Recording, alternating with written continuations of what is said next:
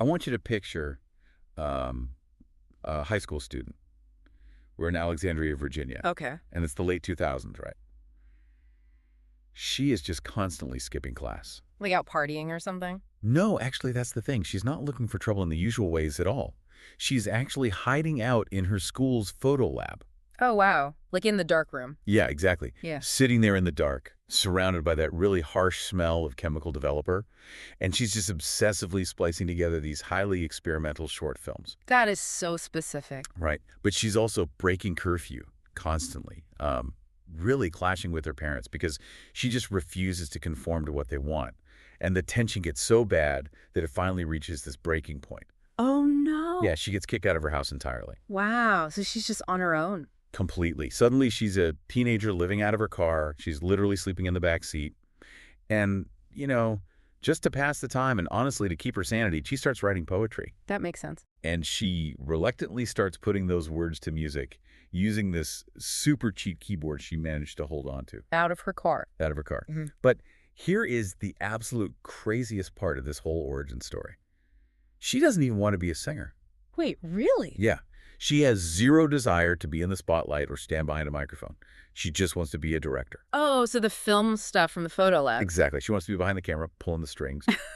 But fast forward from that cold car to the year 2026, and that same rebellious teenager is a Grammy-winning, multi-platinum global pop powerhouse. It's insane. She has sold over 29 million units worldwide. That's just wild. It really is. So welcome to another episode of People Pod. In this deep dive, we are exploring the life, the art, and the utterly uncompromising vision of Marina Loaiza, who you probably know globally as Kali Uchis. It is genuinely one of the most remarkable transformations we've seen in modern music. I mean, usually when a pop artist reaches that stratosphere of global dominance, there is this massive corporate machine behind them. Oh, for sure. You've got A&R executives molding their sounds, stylists picking out their clothes, media trainers literally sanding off their rough edges so they're, palatable to the widest possible demographic. Right, they want them safe. Exactly.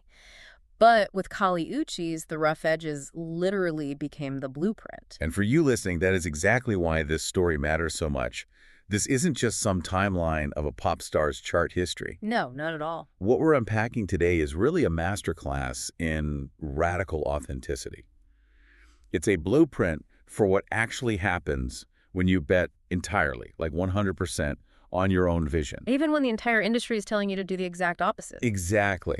But to truly understand where that fierce, almost stubborn independence comes from, we have to look at the extreme dualities that shaped her childhood. Mm-hmm. She wasn't just raised in one environment. Far from it. She was born in 1994 in Alexandria, Virginia. That's a suburb just outside of Washington, D.C. She eventually graduated from T.C. Williams High School, which is now called Alexandria City High School. But her upbringing was entirely split down the middle by geography and culture. So her father is Colombian and her mother was American. Okay, so a totally bicultural household. Yeah, and during the school year, she's navigating this very typical American suburban experience in the U.S. But the second summer hit, she was in Pereira, Colombia. Oh, wow. Yeah, living with her father, her aunts, and her uncles. I mean, consider what that does to a developing brain, You're a kid absorbing two incredibly distinct, vibrant environments. Yeah. You don't have this single default culture. You have a constant blending of two worlds. Which creates a completely unique aesthetic lens, right? Especially when we talk about music. Because in the U.S., she was highly musical in a very formal sense. She learned piano, she picked up the saxophone, she even played in her high school jazz band. A jazz band kid. I love that. Right.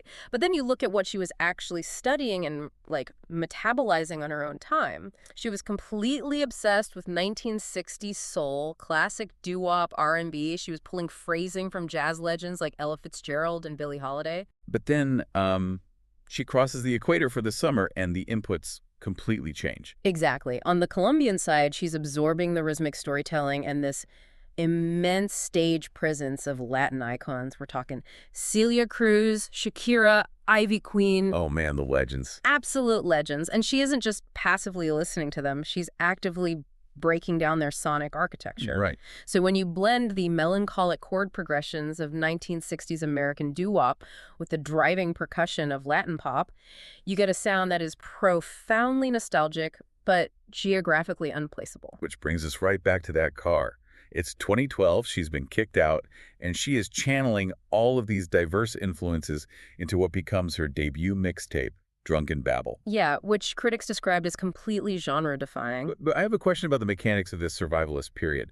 So the sources highlight that she was obsessed with visual art, right? And she used those skills to design her own mixtape covers because she literally couldn't afford to hire a graphic designer. Right, pure necessity. So how does a visual skill set actually protect a musical career when you have absolutely zero leverage in the music industry? That is such a good question, and it's really the crucial mechanism of her early success.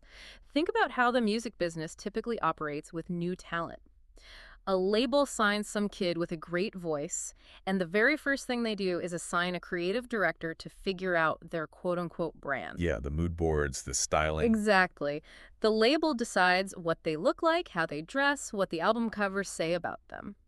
But because Kali had to articulate her own visual identity out of, well, pure survivalist necessity, she arrived at the label's doorstep fully formed. Oh, that makes sense. She wasn't sitting around waiting for an art director to hand her a mood board. She had already directed the movie of her own life. And that visual control acted as her armor. Because when you can visually articulate exactly who you are, the executives realize very quickly they can't mold you. Exactly. They can't mess with it. Okay, but I want to play devil's advocate here for just a second. Do. We're painting this really vivid picture of a fiercely independent DIY auteur who refuses to be molded. But let's look at the reality of her timeline. By 2014, she is collaborating with Snoop Dogg on his mixtape. Right. And just a year later, in 2015, she drops her debut EP, Por Vida. And if you look at the production credits on that EP, it's a staggering list of industry heavyweights. Tyler, the Creator, Kaytranada, Diplo, Bad Bad Not Good. It's an insane lineup. It is. So doesn't working with massive established hitmakers right out of the gate sort of contradict the narrative that she built everything herself? See, on paper, it completely looks as a contradiction. But the sonic reality of that EP proves the exact opposite. Because normally, when a brand new indie artist gets into a recording studio with a personality as overwhelming as Tyler, the Creator, or a mainstream hitmaker like Diplo, the resulting song ends up sounding like Diplo track featuring a guest vocalist. Right, the producer swallows the artist. Exactly. But if you listen to Por Vida, that doesn't happen at all. The sonic architecture, that hazy, retrofuturistic, bilingual soul, it remains undeniably Kali Uchis. She wasn't handing these legends the steering wheel, she was literally inviting them into her car. Oh, I love that. She utilized their massive production capabilities as tools to execute her specific vision. That completely reframes the concept of collaboration. Reminds me of the analogy people always use for debut albums. Critics love to call a pop star's first major studio album their debutante ball, right? Like their formal introduction to high society. Right. But her 2018 debut studio album, Isolation, it operates on a totally different mechanical level. It's not a party she was invited to attend. It's like a sprawling mansion that she designed the blueprints for. She framed the walls, and then she personally curated the guest list of musical legends to just walk through her halls. That is the perfect way to describe Isolation. I mean, she has Bootsy Collins featured on the track After the Storm, alongside Tyler, the Creator. Bootsy. Right. Just ask yourself, what does a 20-something modern pop artist have in common with a 1970s Parliament Funkadelic legend? A shared, uncompromising understanding of groove. Exactly. And that meticulous curation is exactly why Isolation was a monumental breakthrough. I mean, it averaged an 87 on Metacritic. Which we really need to contextualize for a second, because an 87 on Metacritic for a debut pop album is almost unheard of. It's insanely high. Music critics are notoriously brutal, and they usually dismiss pop debuts as manufactured, major label cash grabs. So an 87 means near universal acclaim. They recognized her as a true auteur. They really did, and the commercial success completely matched the critical acclaim. Get You, which was her collaboration with Daniel Caesar, earned a Grammy nomination for Best R&B Performance. Wow. And suddenly she's touring arenas, opening for Lana Del Rey on the LA to the Moon tour. She completely conquered the English-speaking mainstream market. Which brings us to this massive structural conflict in her career. Because in the music business, once you crack the code and secure a huge English-speaking audience, the mandate is incredibly simple. Do it again. Just rinse and repeat. Right. Give them Isolation Part 2. But for her sophomore album in 2020, Sin Miedo del Amor y Otros Demonios, she decides to sing almost entirely in Spanish. And the sources note she was actively warned against this. Heavily advised not to do it. Industry executives warned her that dropping a Spanish album right after her English breakout would completely alienate her new fan base. Which, to be fair, you can kind of see their point from a business perspective. Oh, absolutely. We have to look at the historical context of Latin pop crossovers to understand why executives were so terrified. For decades, the established formula for Latin artists, think of the explosion of Ricky Martin or Shakira in the late 90s and early 2000s. Right, the whole Latin explosion. Yeah, the formula was to achieve massive success in Latin America first, and then translate their hits into English in order to break into the U.S. market. The industry fundamentally believed that mainstream American audiences just would not engage with music if they didn't understand the language. But Kali Uchis inverted that entire historical model. She really did. She built her base in English, and then she demanded her audience follow her into Spanish. It's almost like a bilingual inside joke. If you translate the joke to appease the broader room, you ruin the punchline. That's a great way to put it. And she refused to ruin the punchline. She trusted that the vibe, the musicality, and the emotion would translate even if the actual vocabulary didn't. And that massive gamble paid off largely because of the mechanics of one specific song, Telepatia. Telepatia is the exact turning point where she goes from star to global phenomenon. In early 2021, this track just erupts on TikTok. And it's crucial to note that this wasn't pushed as a heavily funded lead radio single initially. Wait, really? No. The audience found it, they claimed it, and they drove it up the charts through lip-sync challenges. It bypassed the traditional radio gatekeepers entirely. That's amazing. It debuted in the top 10 of Billboard's Hot Latin Songs, eventually reaching #1.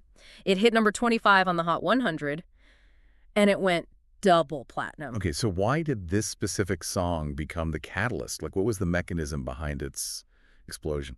You really have to look at the cultural timing and the thematic core of the song.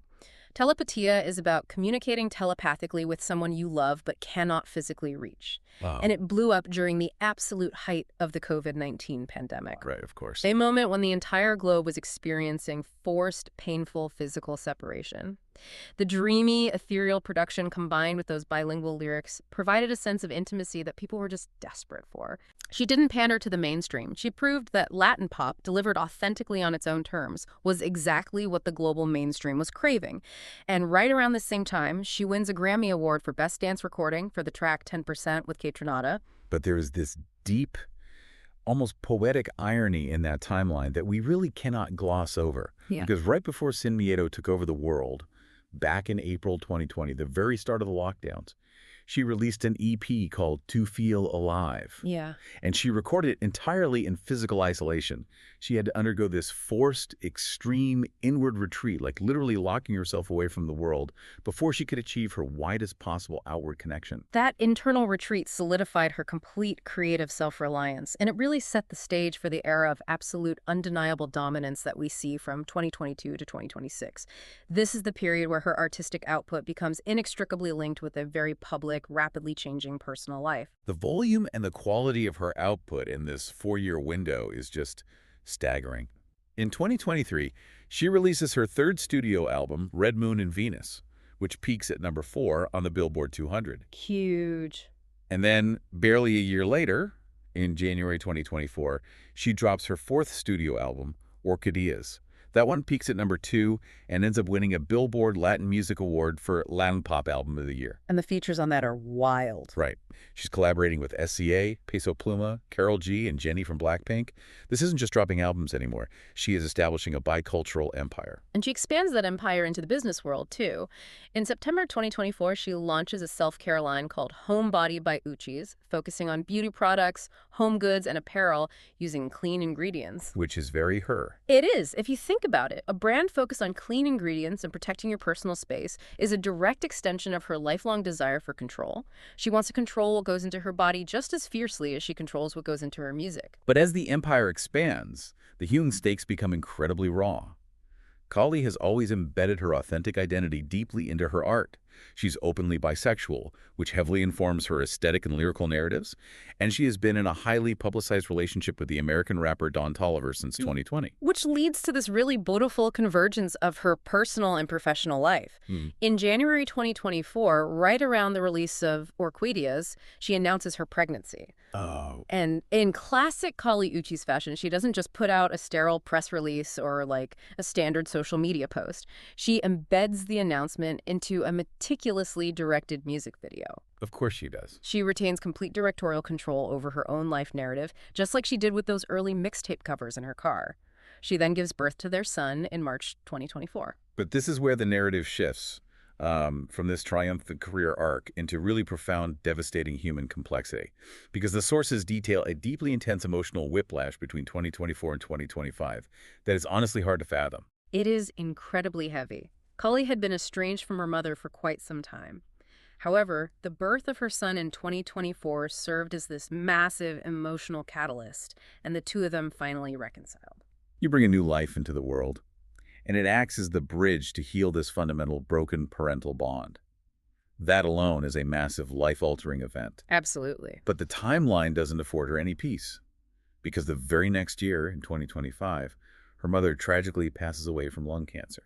The psychological toll of navigating that level of grief immediately following a profound reconciliation and the birth of a child, all while operating under the blinding, unrelenting spotlight of global fame. It's just immense. It's unimaginable. But true to her core philosophy, Kali processed this turbulent period by turning it into sonic architecture.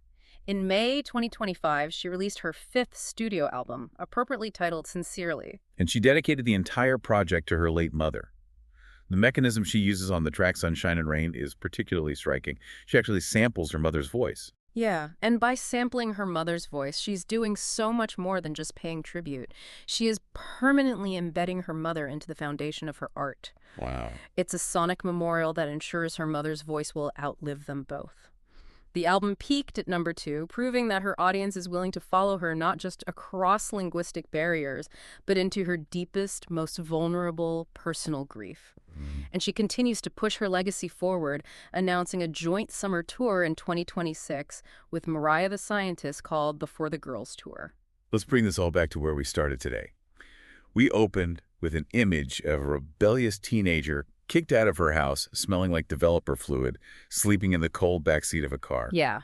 A girl who was just trying to design her own mixtape covers because she had absolutely no one else to do it for her. A girl who didn't even want to be a singer. A teenager who ultimately proved that the standard industry playbook, assimilate, translate, compromise, is not the only path to the top.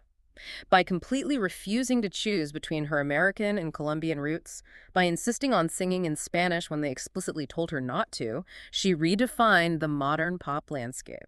Her entire journey, from the back of that car in Virginia to dedicating the album sincerely to the mother she was finally able to reconcile with, is, at its foundation, a profound story about discovering and eventually forgiving the concept of home. It really is. Which leaves us with a final thought for you listening to this right now. Consider your own ambitions, your career, your passions. What are the established rules or industry standards you're constantly being told you have to follow?